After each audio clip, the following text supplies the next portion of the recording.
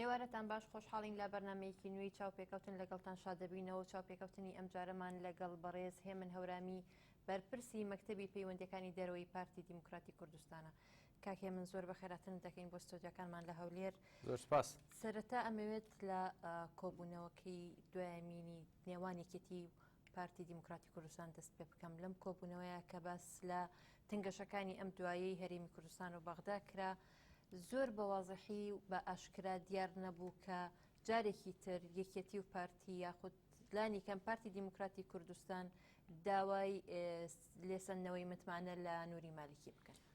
بەڵێ زۆر سپاسە. ئەو کۆبوونەوانە لە درێژەی ئەو ڕاو بۆچوونانەیە کە لە نێوان پارتی دیموکراتی کوردستان و یەکێتی نیشتمانی کوردستان وەکو دوو لایانی سەرەکی وەکو دوو لایانی سەرەکی دەسەڵاتدار لە هەرێمی کوردستان کە براوی هەڵبژاردنەکانن، وەکو دوو لایانی سەرەکیش کە ڕێکەوتنامێکی استراتیژی لە نێوانمانە هەیە بە ئامادەبوونی هەردوو بەڕێزان جەنابی سەرۆک مام جەلال و جەنابی سەرۆک بارزانی بەڕێوە چووە. ئێمە پێمان وایە لەم کۆبوونەوانە زۆر خاڵی گرنگ ئاماژیان پێکراوە، زۆر بابەتی تریش لە بەیاننامەکە ئیشارەتی پێکراوە. ئەو تەنگەژەی کە ئێستا لە نێوان هەرێمی کوردستان و عێراق هەیە بە تەنها پەیوەندی بە هەرێمی کوردستانەوە نیە، مەسەلەیە کە تایبەتە بە کۆی سیستەمی سیاسی لە عێراق پەیوەستە بە ئێستا و بە ئایندەی ئەوەی کە پێوترە عێراقی فیدراڵی دیموکراتی دوای 2003. بۆیە ئەو مەسەلانەی کە لەوێ باسکران بۆ چۆنێتی دۆزینەوەی ڕێگا چارەیەک تەنها بەوە نەبەسراوەتەوە کە مەسەلەی سەحبی سیقە لە مالکی ببێتە تەوەری سەرەکی گفتوگۆکان، بەڵکو ئێمە پێش ئەوە کۆمەڵێک هەنگاوی تر هەیە کە لە بەیاننامەکەش ئیشارەتی پێدراوە. بەردەوامیدان بە دیالۆگ لەگەڵ لایەنەکانی تری ناو هاوپەیمانی نیشتیمانی، بەردەوامیدان بە دیالۆگ لەگەڵ پێکهاتەکانی تری ناو پرۆسی سیاسی عێراق، وەشیکردنەوەی هەڵوێستەکانی هەرێمی کوردستان و چۆنێتی ئەو چارەسەرانی کە بەلای هەرێمی کوردستانەوە ئەکرێ بە قازانجی کۆی سیستەمی سیاسی عێراق و هاوپەیمانی مێژینەی نێوان پێکاتی هەرێمی کوردستان و لە نێوان برایانی شیعەمان بێ لەگەڵ هاوپەیمانی نیشتیمانیا بێ، هەموو ئەمانە پێشمەرجی ئەوەن کە ئێمە ئەبێ هەنگاویان لەسەر بنێم زانی نەتیجەکانیان بەکوێگە اینجا بچینە دۆخێکی تر. بەڵێ کاکێ من باس لەوە کرد کە زۆر هەنگاوی تر هەیە. باشە پێشتر کە پێشەوەی کە کۆبوونەوەکانی هەولێر ئەنجام بدرێت کە داوای سندەوەی متمانە لە مالکی بکرێت کە ئیمزا کۆ بکرێتەوە، ئەو کاتە بۆچی ئەو هەنگاوانە نەگیرانە بەر بۆچی ئێستا هەنگاوی تر هەیە؟ ئێمە بەردەوام هەنگاوەکان کە باسلەوەکەن جارێ ئەستا من حەزەکەم بۆ مێژوو ئەو بابەتە بڵێ مەسەلەی سندەوەی متمانە لە مالکی پێشنیاری پارتی دیموکراتی کوردستان نەبووە. لەگەڵ ئەوەش ئێمە لەگەڵ ئەوە بووین کە هەر جۆرێک هەر ڕێگا چارەیە کە ڕێگا چارەیەکی دەستوری بێ ئێمە هەنگاوی لەسەر بنین. پێشتریش ئێمە لە کاتی ئەو گفتوگویانەی کە کردمان بۆ پێکهێنانی حکوومەتی عێراق لە ئەنجامی ڕێکەوتنامەی هەولێر، پەیوەستم بۆ گفتوگویانی کە لە نێوان هاوپەیمانی کوردستانی و لایەنەکانی تری پێکاتی پرۆسی سیاسی عێراق کراون. ئێمە بەردەوام گفتوگۆمان هەبوو لەگەڵ لایەنەکانی ترە، بەردەوام لەناو کۆبوونەوەکانی ئەنجومەنی وەزیران لە کۆبوونەوە دوو قۆڵیەکان لە کۆبوونەوەی هەموو لایەنەکان، هەموو ئەم خەڵانە باسکران ئەو پێشمەرجیانەش کە هەرێمی کوردستان هەیبووە بۆ بەردەوامیدان بە پرۆسی سیاسی لە عێراق لەگەڵ گفتوگۆی لەسەر کراوە. ئەگەر باس لەم تەنگەشەی دوایی بکەین کە هێنانی سوپایەکی عێراقی بۆ ناوچەجێ ناکۆکەکانە، بۆچی نوێنەرانی کورد بە تایبەتی ئەوانەی کە لە پارتی دیموکراتی کوردستان بۆ نمونە دکتۆر ڕۆژ وەزیری دەرەوە، هەروەها بابەکرد سێباری سوپاسالاری عێراقی، ڕۆڵێکی وا بەرچاویان نییە لەوەی کە لانی کەم قسە لەگەڵ مالکی بکەن، لانی کەم نێڵن ئەم هێزە لەو ناوچانە بڵاو؟ ئەمە پێم وایە ئەمە ئیجحافێکە بە ڕۆڵی پارتی دیموکراتی کوردستان ئەکرێت، چونکە مەسەلەی دروستکردنی عملیاتی دیجلە و ئەو هەڕەشانی کە لەسەر ناوچە دابڕێنراوەکانی هەرێمی کوردستانن بە تەنها هەڕەشەنی لەسەر پارتی دیموکراتی کوردستان، هەڕەشن بۆ سەر هەموو خەڵکی کوردستان، هەڕەشن بۆ سەر هەموو پرۆسی سیاسی لە عێراقیشا. ئێمە وەکو هەرێمی وەکو پارتی دیموکراتی کوردستان خەباتمان بۆەوە نەکردووە هەواڵێکمان جێگری سەر و وەزیران بێ، هەواڵێکمان وەزیری دەرەوە بێ. خەباتی ئێمە بۆ ئەوە بە تابزانین پێگەی کورد لەناو پێکاتی ئێستای عێراق وەکو شەراکەتی ڕاستەقینە بەکوێ ئەگا، چونکە بابەتەکان پەیوەستن بە ئێستا و بە ئایندەی خەڵکی کوردستانەوە. ئێمە بە پێچەوانەوە پێمان وایە هەواڵانەی ئێمە لە هاوشان لەگەڵ هەواڵانی تر لە هاوپەیمانی کوردستان، هاوشان لەگەڵ براوزیرەکانی تر، هاوشان لەگەڵ پێگەی سەرۆکۆمار لە ناو عێراق و پێکاتەکانی تری ناو پەرلەمانی عێراقیش و حتا لایەنەکانی تریش لە برایانمان لێگرتووی ئیسلامی کۆمەڵی ئیسلامی، حتا لەم بابەتانەش لەگەڵ برایانی بزوتنەوەی گۆڕانیش پێمان وایە ئەوەی کە پێویست بۆ لە چوارچێوەی پرۆسی سیاسیا بکرێت، چ لە کۆبوونەوەکانی ئەنجومەنی وەزیرانە بێت، چ لە گفتوگوکانی ناو پەرلەمانە بێت، چ بە گفتوگۆکردن لەگەڵ پێکاتەکانی تری ناو پەرلەمانی عێراقا بێ، هێندەی کە پێویست بووە دەوری خۆیانیان بینیوە. ئەو بابەتەی کە پێویستە بە ڕێز کاک بابەکر زێباری یەکێک لە مەسەلە هەر ئەساسیەکانی بینی هەرێمی کوردستان و عێراق ئەو ڕۆڵ نەهێشتنەیە کە مالکی بۆ پێگەی سوپاسالاری عێراق ئەنجامیاوە. بە نمونە پێت بڵێم بەپێی دەستوری عێراق بەپێی مادەی 61 بۆ نمونەدا تاعینکردنی قائید فەرقەکان دروستکردنی عملیاتی ئەمان لە دەسەڵاتی سەرۆکی ئەنجومەنی وەزیرانی، ئەنجومەنی وەزیران بۆ خۆی ئەبێ پێشنیار بکات لە پەرلەمانی عێراق، پەرلەمانی عێراق موافقە لەسەر ئەمان کە بەڵام مەکتەبی قائید العام للقوات المسلحة مالکی بۆ خۆی دروستی کردووە بەبێ گەڕانەوە بۆ سوپاسالاری عێراق، بەبێ گەڕانەوە بەبێ تاعینکردنی وەزیری دیفاع، بەبێ گەڕانەوە بۆ دەسەڵاتی پەرلەمانی تدخل لە زۆر بابەتی ناو سوپاکەن ئەمە یەکێکە لەو بابەتە ئەساسیانی کە ئێمە وەکو یەکێک لە خاڵە هەر ئەساسیەکان لەگەڵ لەو تەنگەژەی کە ئێستا لە عێراق هاتوۆتە عێراق باسمان کردو لەگەڵ ئەکرێت ینی باس لە ڕۆڵی نوێنەرانی کورد بە شێوەیەکی گشتی بکەین لە هێورکردنەوەی کێشەکان یاخود تەنگەشەکان جارێ ئەسڵا من حەزەکەم تۆزێک ئەگەر فراوانتر سەیری ئەو بابەتە بکەین ئەو بابەتی کە ئێستا ئەو تەنگەژانی کە ئێستا لە بەهۆی عملیاتی دیجلو لە ناوچە دابڕێنراوەکان هەن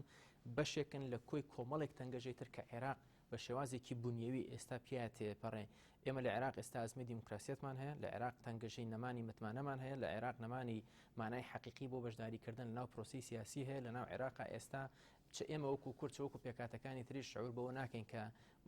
کە بەشدارێکی ڕاستەقینن لە ناو کۆی دروستکردنی ئەو بڕیارە سیاسیانیان ئەو بڕیارە ئابوووریانیان ئەو بڕیارە ئەمنیانەی کە لە ناو عێراق ئادرێ چونکە مەرجی ئەساسی لە دوای 2023 بۆ پێکاتنی عێراق سێ خاڵی ئەساسی بوون یەک تەوافق بووەواتە سازان دوو مەسلەی هاوسەنگی سێژ مەسلەی بوونی شارەکەتێکی حەقیقی لە ئیدارەکردنی دەوڵەت لە مەسلەی سازانە ئێمە بینین زۆرێک لەو بڕیارە سیاسی و ئەمنی و اقتصادیانی لە عێراق ئادرێن بەبێ گەڕانەوەی بۆ ئێمە بەبێ گەڕانەوە بۆ پێکاتەکانی تری عێراقیش لە مەسلەی هاوسەنگیە چ لە هاوسەنگی لە ناو هێزە ئەمنیەکان و هێزە سەربازیەکانی عێراقا بێ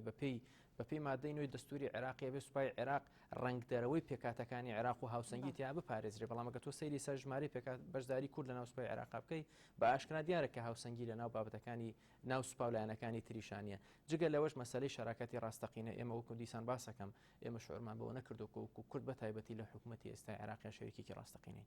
بەڵێ باشە گەر ئەو هەستتان لا نییە کە شەریکێکی ڕاستەقینەن ئەی مانەوەی کورد لە بەغدا چییە بۆچی لێرە دوو بابەت هەیە شەراکەتی ڕاستەقینە لە حکوم یان شەراکەتی ڕاستەقینە لە دەوڵەت یان لە پرۆسی سیاسی ئێمە بە تەنها پرۆسی سیاسی ئێستا لە عێراق و نابستینەوە بە بەڕێز مالیکیەوە مالیکی ڕاستە سەرۆکی ئەنجومەنی وەزیرانە ئێستا بەڵام تعبیر لە هەموو پرۆسی سیاسی لە عێراق و دەوڵەتی تازای عێراقی فیدراڵی دەستوری ناکە کە لە دوای 2023 دروست بووە ئێمە بەشێکی ئەساسین خۆمان بە بەشێکی ئەساسینەوە عملی سیاسی عێراق و پێکاتی دەوڵەتی تازای فیدراڵی عێراق زانین مالیکی کەسێکی هەڵبژێردراونی ڕاستەخۆلایەن خەڵکەوە هەڵبژێردرا بێت و ئێمە بە مالکی لە ئەنجامی تەوافقێکی سیاسی بووە سەرۆکی ئەنجومەنی وەزیران بۆی بۆ میکانیزمانی کە ئەوی پێ بووە سەرۆکی ئەنجومەنی وەزیران ئێمە بە گفتوگۆ لەگەڵ دۆستەکانی ترمە هاوپەیمانەکانی ترمانە بە تەمای دۆزینەوە هەندێک چارەسەری زۆر لە چاودێران پێیان وایە کە نزیک بوونەوەی بە تایبەتی پارتی دیموکراتی کوردستان لەلایەنە سونەکان تەنکەشەکانی لەگەڵ لایەنی شیعی و مالیکی زیاد کرد ینی تا چەند ئەم بۆچوونە ڕاستە پێمان وایە بۆچوونێکی هەڵایەت چونکە پارتی دیموکراتی کوردستان لەسەر حسابی شیعە لە سونە نزیک نەبووەتەوە و لەسەر حسابی سونەش لە شیعە نزیک نابێتەوە پارتی دیموکراتی کوردستان ئەو سیاسەتەی کە گرێتە بەر سیاسەتێکە کە سیاسەتی هەموو خەڵکی کوردستانە ئێمە هیچ شێوەیەک بە هیچ شێوێک لە هەرێمی کوردستان نبینە بەشێک لەو ململانێ مەزهبی کە لە نێوان سونە و شیعە لە عێراقا هەبووە و هەرێمی کوردستان هەمیشە بەشێک بووە لە چارەسەر لە بۆ ئەو کێشانی کە لە نێوان سونە و شیعە هەبووە نەک بێتە بەشێک لە کێشەکان کە لە نێوان سونە و شیعە هەبێت بەڵام بەعکسەوە ئێمە وەکو باسمان کرد پارتی دیموکراتی کوردستان بەشێکی ئەساسی هاوپەیمانی کوردستانە و هاوپەیمانی کوردستان لەسەر ئەساسی بوونی بەرنامجی هاوبەش لەسەر ئەساسی تێگەیشتنی هاوبەش لەسەر ئەساسی هەندێک تەحالوفاتی سیاسی لەگەڵ ڕەنگە کۆمەڵێک لایەن ئێمە علاقاتی تاریخیشمانە بەڵام ئەو ناکاتە ئەوەی کە ئێمە بە نزیکبوونەوەمان لە شیعە لەسەر حسابی سونە بووە یان بە نزیکبوونەوەمان لە سونە لەسەر حسابی شیعە بێ ئەگەر هەندێک بگەڕینەوە بۆ ڕابردوویەکی نزیک لە کاتی نووسینەوەی دەستوری عێراقدا کورد بەشێکی گرنگ بوو لە نووسینەوەی دەستوری عێراقی هەمیشەیی بۆچی ئەو کاتە ناوچە جێناکۆکەکان دانرا یاخود وەک دانرا بۆچی نەلکێنرا یاخود بە ئیداریەن بە هەرێمی کوردستانەوە داوا بکرێت دواتر ئەگەر ئیسیفتاکرا ڕێفراندۆم کرا لەسەر کەرکک ئەو کاتە خەڵک چ بڕیارێکیدا بگەڕێتەوە بۆ بەغدا بۆچی کورد ئەوەی هەڵنەبژارە ئێمە پێمان وایە سروەخان منطقی تحلیل لە تاریخان تۆ ناکرێت لە سیاقی ئەو کاتانە دەریبێنی و بە پێوەرەکانی ئێستابی پێوی ئێمە لە دوای 2023 وەکو نەتەوەی کورد وەکو خەڵکی کوردستان پێمان وا بوو ئەو کاتەکە ئەوەی بەهێز ئەوەی بە سیاسەتی تەبعیس و تعریب و تەهجیر بەرامبەر بە ئێمە کراوە ئەتوانین ئێمە لە ڕێگەچارەیەکی دەستوریانە بە ڕێگەچارەیەکی ئاشتیانی سیاسیانی قانونیانە بتوانین وەری بگرینەوە بۆیە ئێمە زۆرمان هەوڵا لە گفتوگۆکانی شاهد چ جەنابی سەرۆک بارزانانی و پێکاتەکانی ترینە پرۆسی سیاسی لە هەرێمی کوردستانیش کە بەشدار بوون لە داڕشتنەوەی دەستوری عێراقیە بەو ڕێگەچارە دەستوریە ڕازی بووین بۆی کە بەپێی ئەم ڕێگەچارە دەستوریانە چارەسەری بۆ ناوچانە بدۆزینەوە ئەمە بەو مانایە نەبووە کە ئێمە خوا نەخواستە گومانمان لە ڕاستی مێژوویەکانی لە ڕاستە جوگرافیەکانی کوردستانی بوونی ئەم ناوچانە هەبوو بێ بەڵام ئەم پێمان وایە ئێستش پێمان وایە ئەوەی بەهێز لە ئێمە سندراوەتەوە ئەتوانین بە شێوازێکی دەستوریانی قانونیان بتوانین بیگەڕینەوە سەر هەرێمی کوردستان و بە شێوازێکی دیموکراسیانی ئاشتیانە بێ بەڵام ئەوە پێکاتەکانی تری عێراقن کە باوەڕێن بە پرۆسەی یاسایی و دەستوری بۆ دانان بە مافی دیموکراسیانی خەڵکی ئەو ناوچانە لەوەی کە بە چه شێوازێک بڕیار لەسەر ئاچارەنووسی ناوچەکانی خۆیانیان کێشەکە لەو عقلیەتایە کە لەگەڵ تەرەفێکی ترایە کە ئێمە عقدێکمان لەگەڵا کردوون بۆی پێکەوە عێراقی تازە دروستکەین ئەو عقدەش ئەو دەستوریەکە لە نێوانمانە هەیە بەڵێ هەر ڕۆژنامەی خەبات ینی هەواڵێکی بڵاو کردبووە کە گوایە مالکی بە تاالبانی وتووە ئەبێ بزانن کە کەرکک عێراقی و پاشان ڕاستە سەرۆکایەتی کۆمار ڕەتی کردەوەم هەواڵە بەڵام ئەگەر قسەیەکی وا هەبێت مالکی بە تاالبانیش نەڵێ بە هەر کەسێکی کە بڵێ ئەم عێراقی ئەم شارە کەواتە نایەوێت ڕیفراندۆم بکە ئێوە بۆچی ئێمە سەرۆخان ئێمە پێمان وایە مەسلەی کەرکک و ناوچە دابڕێناوەکان مەسلەی سەرەکی و استراتیژی خەڵکی کوردستانە پێگەی کورد لە عێراق پەیوەستێکی سەرەکی بە ناوچە دابڕاوەکان و مەسلەی کەرکک و ناوچەکانی تر هەیە ئێمە بۆیە بە دەستور ڕازی بووین بۆی ڕێگەچاری دەستوری بۆ ئەم ناوچانە بدۆزرێت لە دەرەوەی ڕێگەچاری دەستوری مالکیە یان هەر کەسێکی ترە هەر شێوازێک بیانێ بیگرنەوە لە لای خەڵکی کوردستان و قیادەی سیاسی خەڵکی کوردستانە بە هەموو شێوەیەک ڕەتەکرێتەوە چونکە ئێمە لە دەرەوەی ڕێگەچاری دەستوری بڕیاری استراتیژی خەڵکی کوردستان ئەوەیە سەرکردایەتی سیاسی کوردستانەوەی کە ڕێگە نادەین هیچ ئەمرێکی واقع لە دەرەوەی ڕێگەچاری دەستوری لە دەرەوەی واقعی دەستوری لە ناوچانە بسەپێنرێت بەڵێ هەر باس لەوە شەکەن ئێستش پێشتر باست لەوەت کرد کە کورد بەغدا چۆڵ ناکات باشە مانەوەی کورد لە بەغدا لێستادا لەم قۆناغەدا چ سوودێکی هەیە بۆ خەڵکی کوردستان ئێمە پێمان وایە لە مامەڵەکردن لەگەڵ ئەو تەنگەشەی کە ئێستا لە عێراقا هەیە کۆمەڵێک سیناریو لە بەردەم قیادەی سیاسی هەرێمی کوردستانە هەیە کە بیانگرێتە بەر مەسەلەی مانەوە لە پرۆسەی سیاسی ئێستا عێراقا ئێمە لەسەر ئەساسی قازانج و زیان و قازانجی ئێستا و ئایندەی خەڵکی کوردستان بڕیارە سیاسەکانە هاوێژرێن ئێمە کە ئەڵین بەغدا بۆ مالکی چۆڵ ناکەین پێمان وایە ماڵکی بەغدا و پرۆسی سیاسی لە عێراقا مڵکی ماڵکی نییە تا ئێمە لەبەر خاتری مالکی پرۆسی سیاسی لە عێراقا چۆڵ بکەین ئێمە تا ئێستش پەیوەندێکی فراوان و بەتینمان لەگەڵ پێکاتەکانی تری هاوپەیمانی نیشتیمانی برایانی شیعە لە ناو پرۆسی سیاسی عێراقا هەیە پێکاتە بەردەوامێکی باش لە پەیوەندەکانمان لەگەڵ پێکاتەکانی تر لە ناو قایمەی عێراقی و برایانی ترمان لە ناو پرۆسی سیاسی لە عێراقا هەیە بۆیە ئێمە هەموو کارتەکانی خۆمان لە پەیوەندەکانی خۆمان بەکارێنین هەموو ڕێگە چارە دەستوریەکان ئەگرینە بەر هەموو ڕێکارە یاسایەکان ئەگرینە بەر هەموو ڕێکارە سیاسیەکانیش لە دامەزرانی تەحالوفاتی تازە بێ یان لە دروستکردنی فشارێکی سیاسی بێ لەسەر پێکاتی ناودەوڵەتی ئێستای قانون بەردەوام ببین لەسەر ئەم ڕێگانە بۆیە مەسەلەی وازهێنان لە بەغدا لە بەرخاتری مالکی لە ئەجندای ئێمە لەم قۆناغانیە من زۆر جار بە تایبەتی و بەسۆسیۆنە و ڕەخنەیە ئەگرێت کە مانەوەی کورد یاخود هەردوو حزبی فەرمانڕەوا لە بەغدا پەیوەندی بەوە هەیە کە ئەو بودجەیە کە لە بەغدا وەرەگیرێت ئەگەر ئەوان لەوێ نەمێنەوە بودجە وەرناگرن پەیوەندیەکی بە پارەوە هەیە لەگەڵ ڕێزم بەوە بۆچوونی ئۆپۆزیسیۆن پێم وایە بۆچوونێکی کورتبینە چونکە ئەو بودجەی کە بە هەرێمی کوردستانی خێر بە خەڵکی کوردستان ناکرێت ئەو بودجەیە لەو داهاتانەیە کە لە سەرچاوەکانی وزە لە عێراقەوە دێن و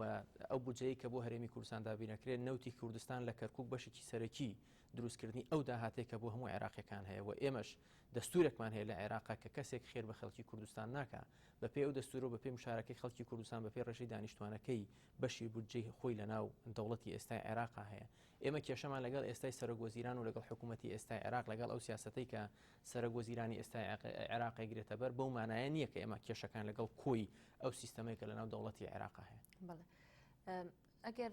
لە ماوەی ڕابردووتە ئێوە هەوڵێک هەبوو کە لەگەڵ لیستی عێراقی هاوپەیمانیەک دروست بکەن ئێوە کێن مەبەستە پارتی دیموکراتی کوردستان بە تایبەت بەڵێ بەڵام وەکەزانین ئەم هاوپەیمانیە ڕاستە هەیە هەتا ئێستا بەڵام تەفعیل نەکراوە ئەوەی کە لە سونە وەرگیراوە یاخود لە قائمەی لە لیستی عێراقی وەرگیراوە بۆ کورد سەبارەت بە داواکاریەکانی کورد باسی لێکراوە ئەوان تا چەند بەوە ڕازین کە ناوچە جێناکۆکەکان بگەڕێنرێتەوە سەر هەرێم بە تایبەتی کەرکووک ئەسڵەن جارێ ئەو زانیارە دروست نییە کە ئێمە لە هەوڵی دروستکردنی تەحالوفاتی لەگەڵ قایمەی عێراقی وەکو باسم کرد ئێمە وەکو پارتی دیموکراتی کوردستان بەشێکی سەرەکی پێکاتی هاوپەیمانی کوردستانین سیاسەتێکی سربەخۆ لە دەرەوەی سیاسەتی ڕسمی لیستی هاوپەیمانی کوردستان و یا ئینتیلافی کوتلە کوردستانیەکان ناگرینە بەر ئێمە گەر بابەتێک بگرینە بەر بۆ پەرلەمانی کوردستان ئەگەڕێنەوە و سیاسەتێکی نیشتیمانی کوردستانیانە بەرامبەر بە پێکاتەکانی تری عێراق گرینە بەر بۆیە بەڵام لە حرەکەی سیاسیا مەسلەیەکی ئاساییە کە هەم هاوپەیمانی کوردستان هەم وەکو پارتی دیموکراتی کوردستانی مامەڵەی سیاسی یان بڵێن تعاملی سیاسی خۆمان لەگەڵ پێکاتەکانی تری عێراق بێت چ لە قایمی عێراقی من چ لە قایمەکانی ترابێ بەڵام ئێمە دڵنیاتانەکەینەوە مەسلەی استراتیژی بەنسبەت ئێمە چ لە هاوپەیمانی کوردستان بەگشتی و لە پارتی دموکراتی کوردستانیش بە تایبەتی تحالفاتی سیاسی ئێمە لەسەر ئەساسی نزیکبوونی هەر لایەنێکی سیاسیە بە جێبەجێکردنی ئەو مادانەی کە لە دەستورە هەن بە جێبەجێکردنێکی فعلیانەی ئەو بابەتانە کە بەلای خەڵکی کوردستان و مەسلەی جەوهەرین ئەوش مەسلەی خاک و مەسلەی ئایندەی ناوچەدا بڕاوەکانە مەسلەی شەراکەتی ڕاستەقینەی کوردە لە ناو پرۆسی سیاسی لە عێراق مەسلەی هاوسەنگی خەڵکی کوردستان لە ناو پێکاتەکانی دەوڵەتی تازای عێراق. بەڵێ بەس لەواکەی کە هاوپەیمانی کوردستان ئێوە لە ناو هاوپەیمانی کوردستانە و یەک سیاستتان هەیە بۆ هاوپەیمانێتی بەڵام وەک دیار بوو بەڕێز جەلال تاڵەبانی کە نەوەستا لەگەڵ ئەو داوایی کە لێسەنەوەی متمانە بوو لە مالیکی نزیکی یعنی هیچ نەبێلانی کەم لە ڕاگەیاندنەکان وا دەرکەوت کە تاڵەبانی نزیکترە لە مالیکی و ئێوەش لە عێراقی نزیکترن یعنی بۆچی ئەم جیاوازیە بە دەرکەوت لە وتار و لە ڕاگەیاندنەکان. بەڵێ ئێمە ناشارینەوە ڕەنگە ڕاستە جیاوازی لە نێوان هەڵوێستی جەنابی سەرۆک بارزانانی و سەرۆکی هەرێم لەگەڵ هەڵوێستی جەنابی مامجەلەوەک و سەرۆک کۆماری عێراق بێ بە حکمی ئەو جیاوازی کە لە پێگەی دەستوری هەریکێکیان هەیە بۆیە ئەو هەڵوێستانەی کە جەنابی سەرۆک بارزانانی دەرەبڕێ ناکرێت تەوەقع بکرێت کە هەمان هەڵوێست جەنابی مامجەلای وەکو سەرۆک کۆماری عێراق دەری ببڕێ یان ئەو هەڵوێستانەی سەرۆک کۆمار لەسەر پرۆسی سیاسی عێراقیەتی ناکرێت هەمان تەوەقعی ئەو بکرێن چاوەڕێوە بکرێت جەنابی سەرۆک بارزانانیش وەکو سەرۆکی هەرێم تەبەنی هەمان ئەو موقفانە بکە کە سەرۆک کۆمار وەکو سەرۆک کۆمار هەیەی بەڵام ئەوەی پەیوەستی بە خەڵکی کوردستانەوە هەبێ وەکو دوێنێش لە بەیاننامەی هاوبەشە دەربڕاوە پارتی دموکراتی کوردستان و یەکێتی نیشتیمانی کوردستان جەنابی سەرۆک بارزانانی و جەنابی مامجەلال پەیوەندیەکی بەتین پەیوەندیەکی بەهێز و هاوڵوێستیکی تەواو لەسەر کۆی ئەو بابەتانەی کە ئێستا هەیە و ئێستا ژێمە پێمان وایە کە ئەم هاوهەڵوێستی کە ئێستا هەیە بە قازانجێکی زۆر گەورە بۆ خەڵکی کوردستانشکێتەوە. لێستادا تا چەند ئەگەری لێسەنەوەی متمانە لە مالکی لە ئارادا هەیە یاخود ئەگەرێکی بەهێزە؟ یەکێکە لە ئەگەرەکان ئیتر ئایا ئەگەرێکی بەهێزیان ئەگەرێکی بەهێزین چونکە تا ئێستا مەسلەی کشانەوەی متمانە لە مالکی مەسلەیەک فایلێک نییە داخراوە بێ فایلێکە بە کراوەی ماوەتەوە بەڵام پێش مەسلەی کشانەوەی ئەم متمانە لە مالکی کۆمەڵێک ڕێکاری تر هەن کۆمەڵێک ڕێکاری سیاسی هەن مەسەلەن ئێمە مەسلەی بەردەوامیدان بە گفتوگۆ چونکە مالکی پاڵێراوی هاوپەیمانی نیشتیمانیش براشیعەکانە ئێمە تەحالوفمان لەگەڵ هاوپەیمانی نیشتیمانی بوو نەک لەگەڵ تەناخودی مالکی بۆ گە تۆسەی ڕێکەوتنامەی هەولێرکەی ڕێکەوتنامەیەکە لە نێوان هاوپەیمانی کوردستان و تەحالفی وەتانی کراوە بۆیە ئێمە بەردەوامی گفتوگانی خۆمان لەگەڵ تەحالفی وەتانی ئینتابزانین بە چ نەتیجەیەگەین بۆ ئەمەش مەسلەیەک نییە چێکێکی کراوە ببدەینە تەحالفی وەتانی چونکە بۆ ئێمە هەم مەسلەی وەخت مهمە بزانین بە پێی چ زەمان چ جەدولێکی زەمەنی ئەوان ئەتوان کۆمەڵێک چ ڕێگەچارە بدۆزنەوە و هەم ئالیاتی پێویستیش بۆ دۆزینەوەی ئەم ڕێگەچارانە گرنگە بزانین چۆنە بن. ینی بە بڕوای ئێوە نوێنەرانی کورد لە بەغدا توانیویانە کە باسی کێشەکان لانی کەم لە کۆبوونەوەکانی ئەنجومەنی وەزیرانە بکەن ئەوەندەی من ئاگادار بم بەڵێ تا حدێکی باش کراوە بەڵام ئەکرێ باشتریش بکرێ لەو ئەو حەدە باشە باسی چی کراوە چۆن باس کراوە بۆ نمونە لە کۆبوونەوەی پێری ئەنجومەنی وەزیرانی عێراقیە کە کۆمەڵێک خەڵک باس کراون لەسەر مەسەلەی عملیاتی دیجلە لەسەر مەسەلەی نادەستوربوونی ئەو خاڵانەی کە کراون لە مناقەشەی بودجا بە شێوازێکی زۆر ڕێک باس لەو خاڵانە کراون کە هەبوون لە مەسەلەی ڕەتکردنەوەی بیتاقی تەموینی برادرانی ئێمە لە ناو کۆبوونەوەی ئەنجومەنی وەزیرانە کۆمەڵێک خاڵیان باس کردوون. ئەگەر بگەڕینەوە بۆ کۆبوونەوە دوایەمین کۆبوونەوەی پارتی دیموکراتی کوردستان و یەکێتی نیشتیمانی کوردستان ئەکرێت باس لەو بابەتانە بکەین کە هاوڕا بوون پێکەوە ئەوانەی کە هاوڕا نەبوون یاخود تەنها شتی عمومیات باسکراوە لەم کۆبوونەوە نەخێرۆک لە بەیاننامەکەشا باسمان کرد ئێمە کە ئاڵین هەبوو پارتی دیموکراتی کوردستان و یەکێتی نیشتیمانی کوردستان هاوپەیمانی استراتیژی یەکترین ئێمە تحلیل لە نێوان هەردوو لامانە هەیە ئاڵگۆڕی بیڕۆ لە نێوان هەردوو لامانە هەیە هەموو ڕێگاکارەکان کە لە بەردەم ئێمە بن بۆ چۆنەتی مامەڵەکردن لەگەڵ ئەو تەنگەژانەی کە ئێستا هەن خراونەتە بەرباس و لێکۆڵینەوە بەڵام لە نهایەتە وەکو لە بەیاننامەکەشە هاتوون سیاسەتێکی هاوبەش کە هەردوو لامان هاوڕاین لەسەری ئەیگرینە بەر و پێمان وایشتی زۆر گرنگیش باسکراون بە بەشێک لەو گرنگیش لە بەیاننامەکە ئیشارەتی پێدراوە. زۆر جار باس لەوە دەکرێت کە پارتی دیموکراتی کوردستان نەیتوانیوە هاودەنگی یاخود کۆدەنگی نیشتیمانی لە هەرێمی کوردستان دروست بکە هەر ئەمەشە کاریگەری سەربی هەبووە لەسەر ئەدای کورد لە بەغداد فارسەکان پندێکیان هەیە ئەڵێن هەرکەس بامەش بیش بەرفەش بیزیان هەرکەس سەربانەکەی فراوان بێ بەفری زیاتریش دەیگرێتەوە. پارتی دیموکراتی کوردستان هێزێکی گەورەی کوردستانە و مەشروعیەتێکی تاریخی گەورەی هەیە سەرۆکی پارتی سەرۆکی هەڵبژێردراوی خەڵکی کوردستانە جێگری سەرۆکی پارتی سەرۆکی حکوومەت هێرمی کوردستانە بۆیە ڕاستە ڕەنگە کوی پێشنیارەکان یا ڕخنەکان ئاراستی پارتی بکەن بەڵام پێمانە لێمە دیسان ئیسحافێک لە ڕۆڵی پارتی دیموکراتی کوردستان هەیە. پارتی دیموکراتی کوردستان سیاسەتێکی تاکلایانە ناگرێتە بەر چونکە ئەو بابەتانی کە ڕوبەڕووی خەڵکی کوردستانە بنەوە بابەتێک نین کە تەنها پەیوەست بن بە پارتی دیموکراتی کوردستان. من بە نمونە بۆت باسەکەم کاتێک جەنابی سەرۆک بارزانانی لە نەورۆزی ئەمساڵ ڕایگەیاند کە عێراق بەرەو دیکتاتۆرێتە چێ ئێمە ئەم دیکتاتۆریەتە قبول ناکەین خەڵکانێکە بوون بۆ مزایداتی سیاسی هەڵوێستی سەرۆک بارزانانی بە هەڵوێستی شخصیە چوان ئێستا هەرو خەڵکانن کە گەشتونەتە ئەو قەنەعەتەی ئەو هەڕەشانی لەسەر هەرێمی کوردستانن هەڕەشەیەک نین تەنها پەیوەست بە پارتی دیموکراتی کوردستانەوە بۆیە بەڕاستی یەکێک لەو داخانەی کە ئێمە هەمانە ئەوەیە کە هەندێک لایەنی سیاسی بەداخەوە ینی بۆ مزایداتی سیاسی بۆ دەستکەوتنی ئیعلامی ئەو بابەتانەی کە هەڕەشن لەسەر ئاسایشی نەتەوەی خەڵکی کوردستانیان بەوە بچووکە کردەوە کە ئەمە قەسەیەکی شخصیە لە نێوان جەنابی سەرۆک بارزانانی بیان بەشێک لە پێکاتەکانی ترا یان قەسەیەکی شخصی بێ لە نێوان پارتی دیموکراتی کوردستان بەڵام من بە ئێوە هەڵم لێرەشەوە باسیەکەین مەسلەی هەڕەشە و دروستکردنی عملیاتی دیجلە مەسلەی هەڕەشەی بڕینی بودجە لە هەرێمی کوردستان مەسلەی دژایەتیکردنی سیاسەتی نەوتی لە هەرێمی کوردستان مەسلەی ناردنی هێز بۆ ئەو ناوچانەی کە هەن مەسلەی زۆر بابەتی تر کە پێوەستن بە خەڵکی کوردستان و مەسلەی پێشمەرگە مەسلەی ئەنجام نەدانی ئەحسا مەجلەی جێبەجێنەکردنی مادەی 140 لەکوێ ئەمانە تەنها پەیوەندیان بە پارتی دیموکراتی کوردستانەوە هەیە ئێمە پێمان وایە مەسلەی یەکخستن و یەک هەڵوێستی بابەتهایەکن کە جەنابی سەرۆک بارزانانی زۆر مهتەم بۆ پێی لە چەند مانگی ڕابردووە دەیان جار چەندین جار جەنابی سەرۆک وەکو سەرۆکی هەرێم لەگەڵ هەموو لایەنە سیاسەکانی کوردستان کۆبوونەوەی هەوە وەفدی ئەحسابی سیاسی تشکیل کراون نێژراونەتە بەغدا هەموو ئەمانە ئەگەر هەوڵەکانی سەرۆکی هەرێم نەبن کە سەرۆکی پارتی دیموکراتی کوردستانیشە و باوەڕبوونێکی ئێمە نەبێ بە هاودەنگی بچیتر لێکردێتەوە ئێوە چیتان کردەوە وەک پارتی دیموکراتی کوردستان ئەو هەنگاوانەی کە ناوتانە بۆ لێک نزیک بوونەوە لە لایەنە ئۆپۆزیسیۆنەکان هەرسێ ئێمە جارێ حەزەکەم بە ئێمە پەیوەندێکی ئاساییمان ئێستا لەگەڵ یەکگرتووی ئیسلامی هەیە و پەیوەندێکی ئاسایی دۆستانشمان لەگەڵ کۆمەڵی ئیسلامی و خوازی ئەوەشین کە پەیوەندەکانیشمان لەگەڵ گۆڕان پەیوەندی دۆستانە و ئاسایی بن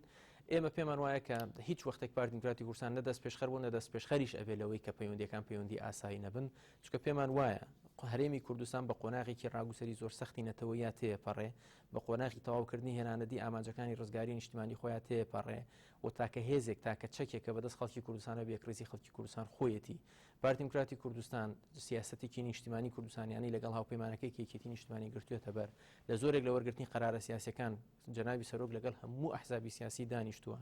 داوا کراوە لە پەرلەمانی کوردستان کوتەلی پەرلەمانە ئەو کوتە لە پەرلەمانیەکان بۆ خۆیان هاوڵێوێزمن لەسەر کۆمەڵێک بابەتی تر ئەمانە ئەو دەست پێشخەریانە بوون کە پارتی دیموکراتی کوردستان گرتوونیەتێ بەر بەڵێ لە مەسلەی گەڕانەوەی دەستور ینی پارتی بە ڕاشکاوانە دەڵێت من قبول ناکەم ئێستا دەستور بچێتەوە ناو پەرلەمان باشە بۆ بچێتەوە پەرلەمان لەبەرەوەی پەرلەمان ئەم پرۆژەی دەرکردووە لەوێش دیسان جارێکی کار گفتوگۆ بکرێت ئەوان ئۆپۆزیسیۆنەکان داوای ئەم مەسەلەیەکەن بۆچی ئێوە لەمەیە لەگەڵ ئەوان ئێمە پێمان وایە مەسەلەی دەستور هەروەکو لە چەندین جار ئێمە تاکیدمان لێ کردوتەوە کە ئێمە هیچ خەتێکی سوورمان بۆ قسەکردن لەسەر دەستور نییە بەڵام ئێمە پێمان وایە ڕەشنووسی دەستور بە کۆمەڵی قۆناغی گرنگە تێپەڕیون و ئەبێ لە کوردستان ئیرادەی خەڵکی کوردستان بە چاوی ڕێزەوە سیر بکرێن نەک خەڵکێک ترسی لە ئیرادەی خەڵکی کوردستان هەبێ پێمان وایە ئەوانەی داوای گەڕانەوەی پرۆژەی دەستورەکەن بۆ پەرلەمان بەبێ ئەوەی بە ڕێفراندۆما تێپەڕێ لە مەشروعیەت و لە شەرعیەتی دەنگدانی خەڵکە ترسن خەڵکانێک ئەگەر باوەڕیان بە خۆیان هەبێ باوەڕیان بە بیر و بۆچوونەکانی خۆیان بەرامبەر بە ڕەشنووسی دەستور هەبێ بابێن لە نێو ڕێفراندۆمێکە قەناعەت بە خەڵکی کوردستان بکەن دەنگ بەم ڕەشنووسی دەستورەنێن تا بگەڕێتەوە پەرلەمان چونکە بابەتێکی ئاسایەگە تۆ سەیری پرۆژەی دەستوری چەندین وڵاتکەی لە کاتی ڕێفراندۆما لە هەندێک وڵات کە دەنگی بە زۆرینێ بەدەستنێهێنا بگەینڕاتەوە پەرلەمان لە پەرلەمان قسەی لەسەر کراوە ئێمە پێمان وایە بێ ئیرادەی پەرلەمانی کوردستان کە بە 95 دەنگ لە کۆی 96 پەرلەمانتاری بەشدار بوو لەناو کۆبوونەوەی پەرلەمانە دەنگی پێیاوە و ئێستا تەنها قۆناغی ڕێفراندۆمیەوە لەلای خەڵکی کوردستان ئەبێ احترامی ڕای زۆرینەی خەڵکی کوردستان بگیرێ احترامی ڕای گشتی خەڵکی کوردستان بگیرێ لە پرۆسەیەکی دیموکراسیە با خەڵکی کوردستان ئەو بڕیارە بات کە ئایا ئەم ڕەشنووسەی بەدڵیان بەدڵینی نەک حیزبێک و دوو حیزب بڕیار بن بڕیارێکی پەرلەمان ڕەت بکەنەوە بهێن بە شتێکی ناسایی بخەڵکی بەڵام ئەوانی تر دەڵێن کە ئێوە ئێستا لەوە دەترسن کە جارێکی تر ئەم پرۆژەی دەستورە بەم شێوەیە لە پەرلەمانە تێنەپەڕێت نه ئێمە پێمان وایە ئەو مەشروعیەتە مهمە کە لە خەڵکی کوردستانەوە بێ ئەم پرۆژەیە ئێمە باسمان کردو پێشەوەی بخرێتە ڕیفراندۆم ئەکرێ لە ناو پەرلەمانی کوردستان لە دەروی پەرلەمانی کوردستان کوتلە پەرلەمانیەکان نوێنەری حیزبەکان دانیشن ئەو خاڵانە دەستنیشانکەن کە پێویستیان بە تعدیلکردن هەیە بۆی ببێتە پاکیجێک لە کاتی ڕیفراندۆم کە ڕیفراندۆمی لەسەرکرێن ناو ڕەشنووسی دەستور میکانیزمی تعدیلکردنەکەی هەیە کە ئەکرێت کۆمەڵێک پەرلەمانتار لەدە پەرلەمانتار بتوانن مەشروعێک تەقدیم بکەن بۆ تعدیلکردنی ئەو قانون ئەو مادانەی کە لە ناو دەستورە هەن ئێمە لێرە بۆ ئێمە ئەمە مهمە ئەگەر باوەڕمان بە دیموکراسیەت هەیە ئەگەر باوەڕمان بە مەشروعیەتی خەڵکەیە ئەگەر باوەڕمان بە ڕێزگرتن لە دەنگی خەڵکەیە نابێت لە دەنگی خەڵک بترسین لەوەی لە ڕیفراندۆما خەڵکی کوردستان بڕیار بە ئەم مەشروعی بدڵیاننا بەس کاکێ من یعنی لە کاتی ینی خۆپیشاندانەکانی هەفتەی شوباتە پەرلەمان کۆبوونەوەیەکی کرد یەکێک بڕیاری ژمارەیەک و بڕیاری ژمارە دوی دەرکرد لە بڕیاری ژمارە دووە زۆر بە ئاشکرا بە وازەحی باس لەوە دەکات کە دەستور پرۆژەی دەستور بگەڕێتەوە پەرلەمان جارێکی تر گفتوگوی لەسەر بکرێت بۆچی دواتر هەر خۆشتان کە و کاتە سەرۆکی پەرلەمان